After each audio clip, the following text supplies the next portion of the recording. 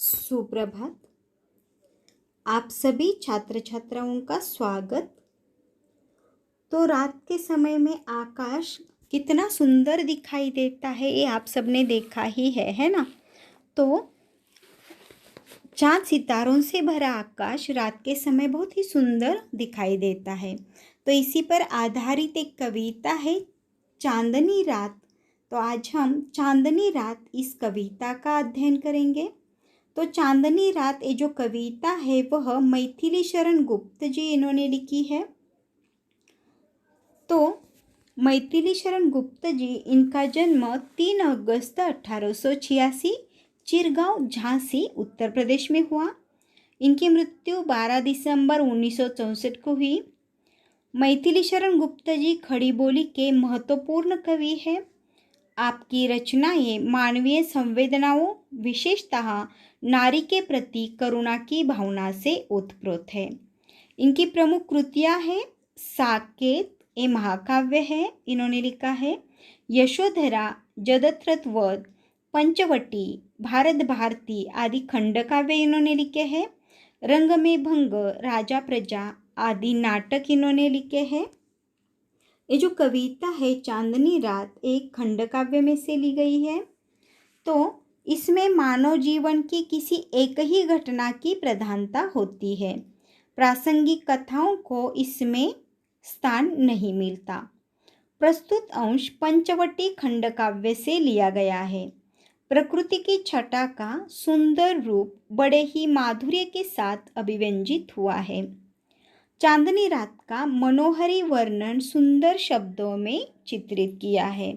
इन्हें जो कविता है चांदनी रात, इस कविता में रात के समय का बहुत ही सुंदर वर्णन मैथिली शरण गुप्त जी इन्होंने किया है। तो आइए देखते हैं चांदनी रात इस कविता का भावार्थ।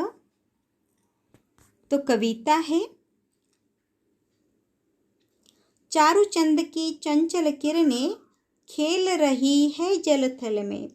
स्वच्छ चांदनी बिछी हुई है अवनी और अंबर तल में। पुलक प्रकट करती है धरती हरित तृणों की नोकों से। मानो झूम रहे हैं तरु भी मंद पवन के झोंकों से। तो देखते हैं सबसे पहले इसमें कठिन शब्दार्थ कौन से हैं। तो चारू का मतलब है सुंदर, चंद्र यानी चंद्रमा, थल यानी धरती, स्वच्छ यानी साफ या निर्मल, चांदनी यानी चंद्रमा की किरणें, अवनी यानी धरती, अंबर यानी आकाश, पुलक यानी खुशी या रोमांच, तृण यानी घास, झूम यानी झूमना, तरु यानी पेड़, मंद यानी धीमे। ये इसमें से कठिन शब्दार्थ है। तो देखो कविता, चारूचंद की चंचल किरणें खेल रही है जलथल में, यानी सुंदर ऐसी चंद्र की किरणें जो है वह जलथल में यानी पानी में और धरती पर खेल रही है, ऐसा प्रतीत हो रहा है, ऐसे मैथिली शरण गुप्त जी कहते हैं।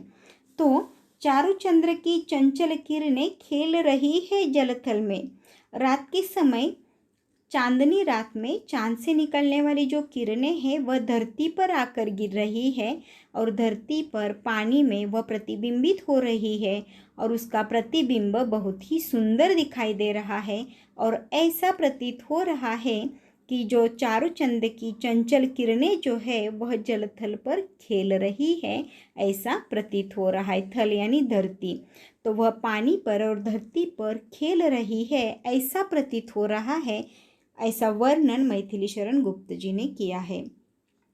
स्वच्छ चांदनी बिछी हुई है अवनी और अंबर तल में। अवनी यानी धरती, तो रात के समय में चांद की किरणों से क्या हुआ है, तो अवनी और अंबर तल में वह बिछी हुई है। अवनी यानी धरती, धरती और अंबर पर क्या हुआ है, स्वच्छ चांदनी जो है वह बिछी हुई है। रात के समय में आकाश से निकलने वाली जो किरणें, चांद से निकलने वाली किरणें हैं, उससे धरती बहुत ही सुंदर दिखाई दे रही है।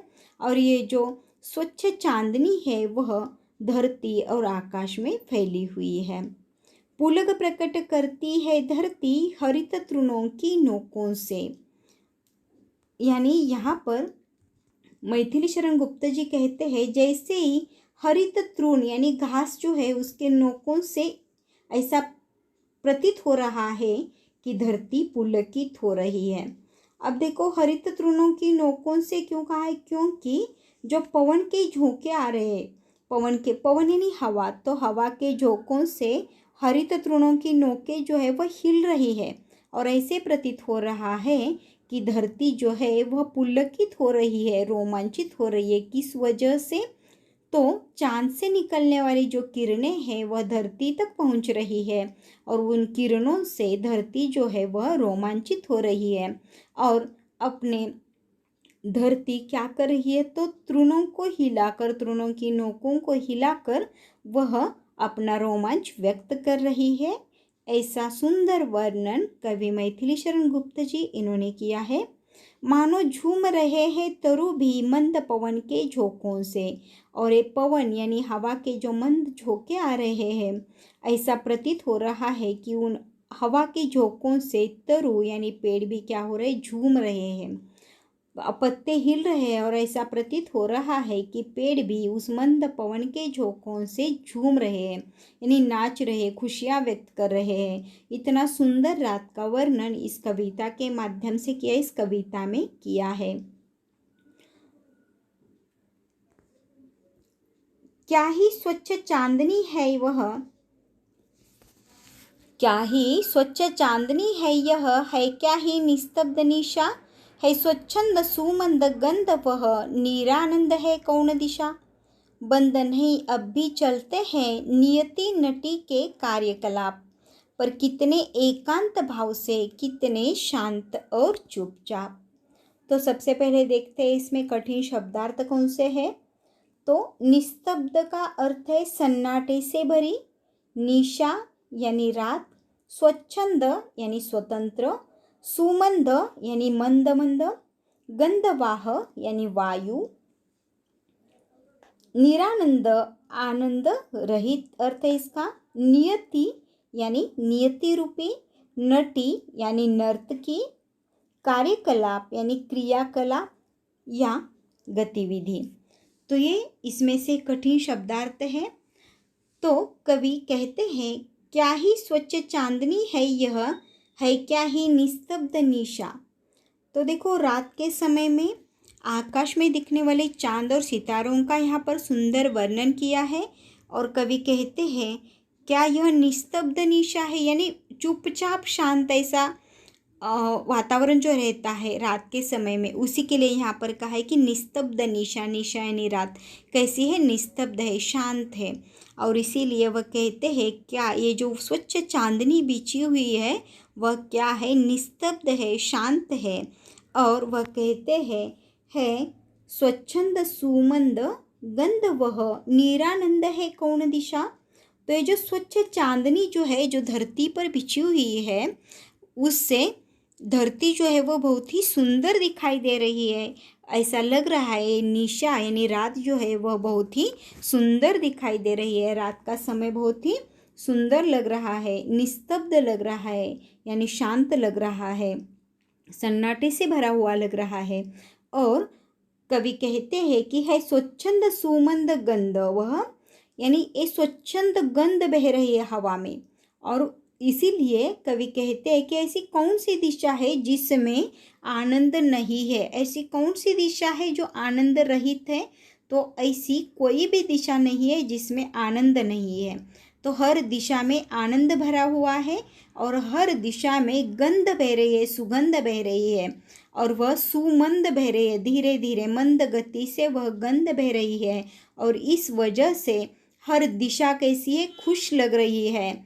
और इसीलिए कवि पूछते हैं कि ऐसी कौन सी दिशा है जो खुश नहीं है। तो इस सुंदर वातावरण में हर दिशा खुश हो रही है, क्योंकि स्वच्छंद सुमंद गंध हर दिशा में बह रही है। बंद नहीं अब भी चलते हैं नियति नटी के कार्य के कलाप। तो इस निस्तब्ध निशा में नियति नटी के जो कार्य है वह शांत रूप से वह कर रही है उसने अपने कार्यकलाप जो है वो बंद नहीं किए हैं। नियति रूपी जो नटी है उसके कार्यकलाप शांत रूप से चल रहे हैं। और इसीलिए यहाँ पर कवि कहते हैं बंद नहीं हुए, ऐसे निस्तब्ध निशा में नियति का जो काम है वो बंद नहीं हुआ है। तो नियति रूपी नटी अपने कार्यकलाप अपने शांत रूप से कर रही है, उसने अपना काम करना बंद नहीं किया है। पर कितने एकांत भाव से, कितने शांत और चुपचाप नियति नटी अपने सारे कार्यकलाप कर रही है, लेकिन किस तरह से? चुपचाप, यानी एकांत भाव से, जैसे कि अकेले में एकांत भाव से वह क्या करे? शांत और चुपचाप अपने कार्य कर रही है। नियति जो है वह अपने कार्य एकांत और शांत और चुपचाप भाव से अपने कार्यकलाप कर रही है।